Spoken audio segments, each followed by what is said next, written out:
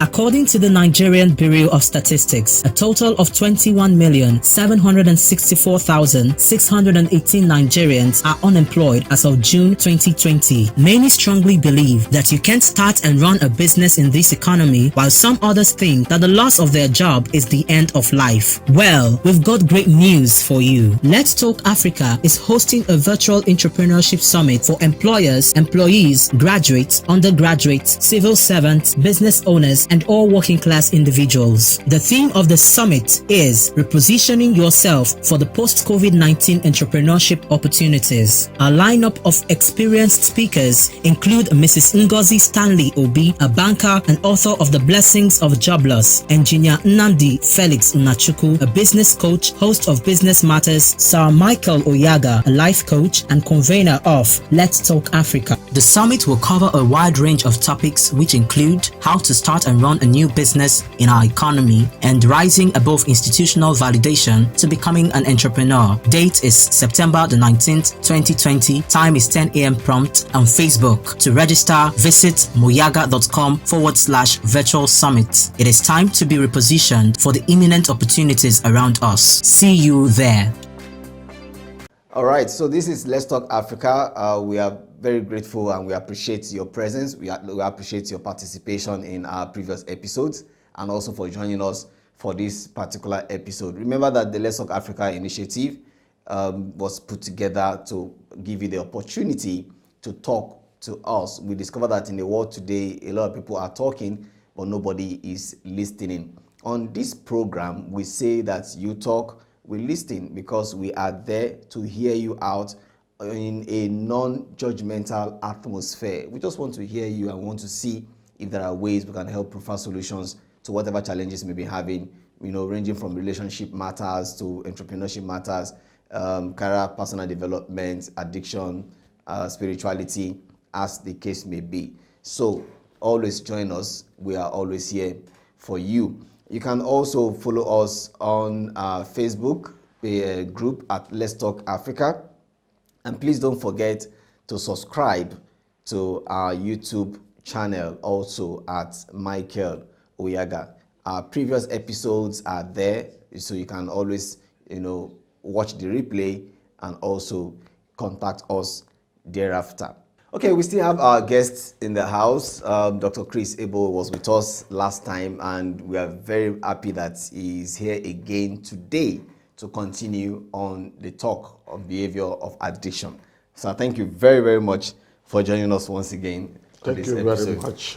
Viewers, I hope you are following us and that you are getting something from us. Thank you, sir. Please don't forget to send in your questions. We appreciate everyone that sent in their questions earlier. We assure you that Dr. Chris Abel is going to answer every of your questions that you may have. And if you have not sent in yours, please do well to send them in. We intend to have a particular episode for the answer to the questions that you may have for Dr. Chris Abel. All right, sir.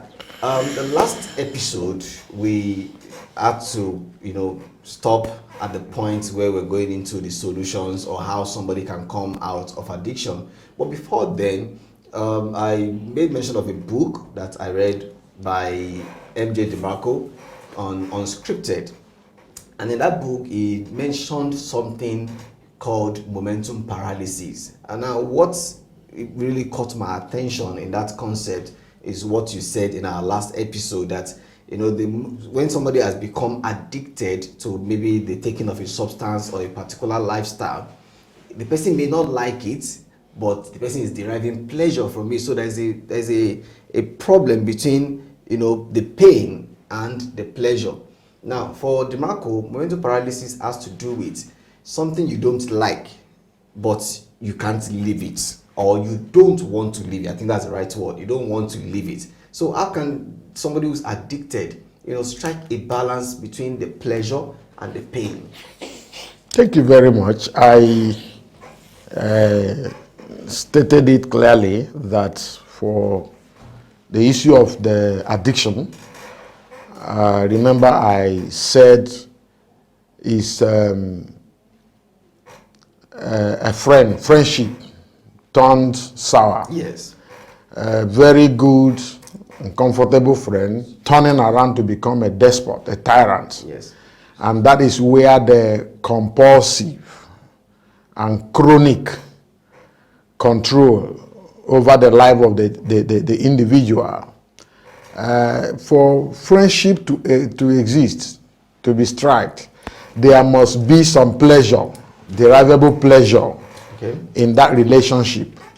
And then by the time that friendship is being internalized, the person has seen the benefit of it, it has taken part of the individual life, okay, and the routine. And then, but when it begins to take the dimension of control, chronic control, the loss of control, either physiological or psychological in the individual, a kind of pain will crop up. Now, it's addiction because there is this fighting, there is this effort to strike a balance between the pleasure and the pain. Okay. The individual wants, and the body of the individual wants a continuation of the pleasure. Now the individual, because of the control, because when this is compulsive, it means that the person would not want to do it, or the person would maybe want to do some other things, but this thing is assuming domination. Okay. It doesn't want to let the person go. So at that stage, pain exists. And because of the existence of the pain, the individual is like helpless, lacking control. And whenever a person is in this mood, some external factors must intervene to get the person out of it.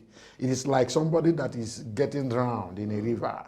He's flowing. He could be struggling, but the person does not have the capacity to stop the flow of the river. Okay. It will need external factors to intervene towards the person's rescue. And that is where counseling comes in, actually. So these external forces that need to come in can be some psychological counseling. It can be, if it is in the law enforcement agency parlance, that is why they arrest people. That's why they arrest criminals. That is why they confine them, put them in prison.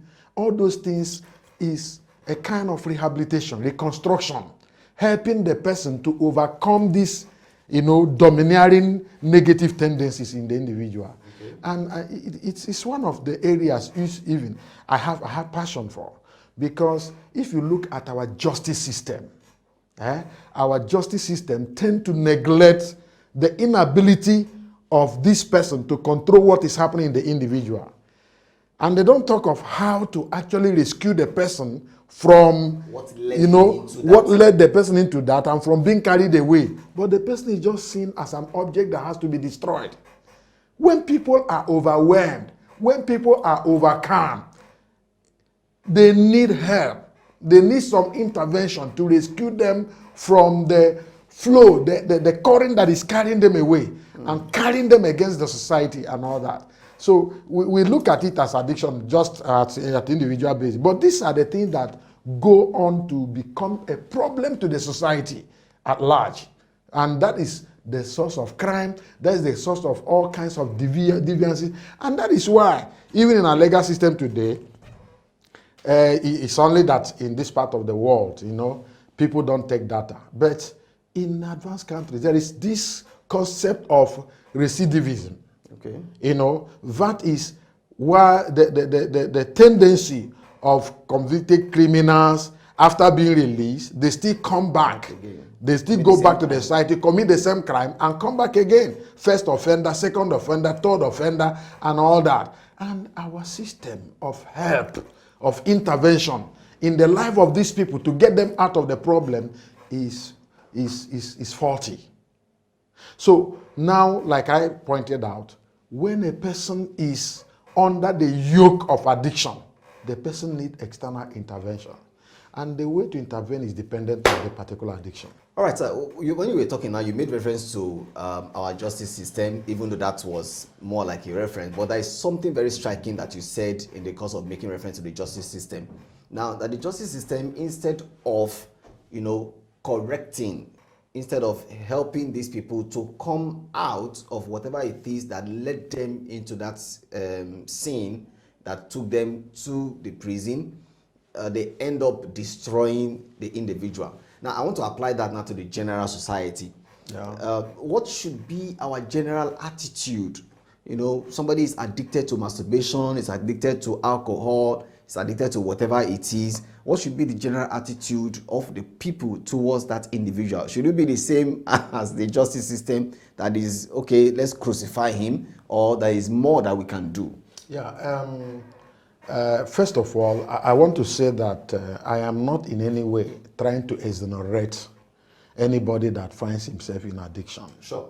Because it is the person that got involved, either with that substance or that lifestyle, activity or lifestyle. Okay. It may the way, however, whatever process that led in the person into that is not the issue. Either through a friend or through trial and error or through some influences from somewhere, however it came. The issue is that the individual yielded to it. Okay. And having yielded to it, now, sometimes these things can come like play. It can come like play. If you check in the advanced world, some societies, when children come out, people pack a lot of toys for them. As they play with them, they try to bring out something in them. The one they pick interest and identify with, they will now grow with it and then mold them in that direction. In the same vein, any person that decides to pick a certain characteristic, a certain lifestyle, a certain substance as being pleasurable or desirable to the individual, yes, as the person continues, he has to be blamed.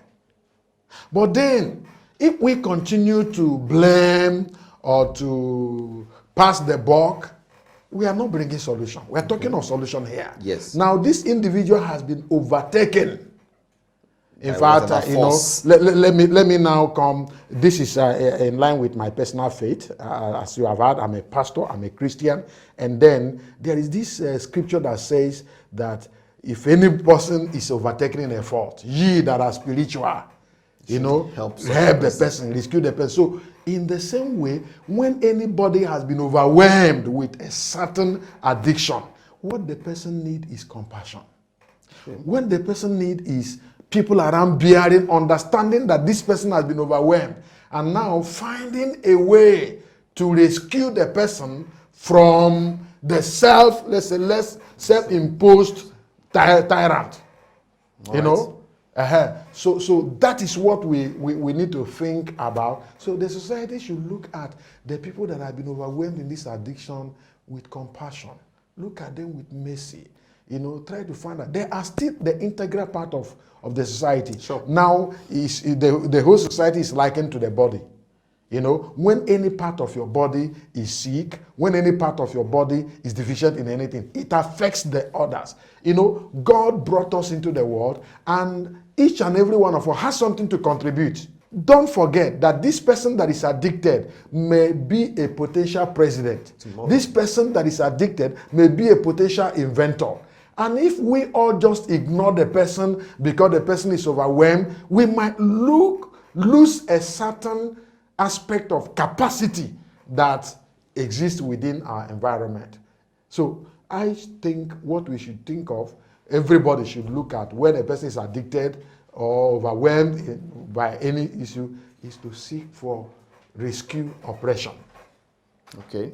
Having compassion and then seeking for rescue operation. And trying to how to the person can be rescued. And not to stigmatize the individual. Not to stigmatize. Yeah. Thank you very much for bringing that thing. You see, like I pointed at our justice system. Yes. And I think that our justice system is not taking this into cognizance. Research has shown that Norway, the way they treat their prison inmates, makes them that this issue of recidivism is not, the percentage is very, very low. Because of the attitude of the nation towards them. Because of the attitude of the nation towards them. They are seen as people that have been overwhelmed, who need reconstruction, Okay. who need to be recovered. And that's why a prison system is very, very friendly in nature and all that. People are there and they are still being creative. So what I'm trying to say is that the society should find out ways of rescuing people that are gifted to addiction. And in psychological practice, there are methods of actually recovering people from behavior maladjustments. Okay, so let's talk about those methods because I'm sure the audience will really want to know, even in as much as we have not focused particularly on any aspect of addiction. We'll maybe do that later in subsequent episodes. But let's talk generally now. Let's put all of them together.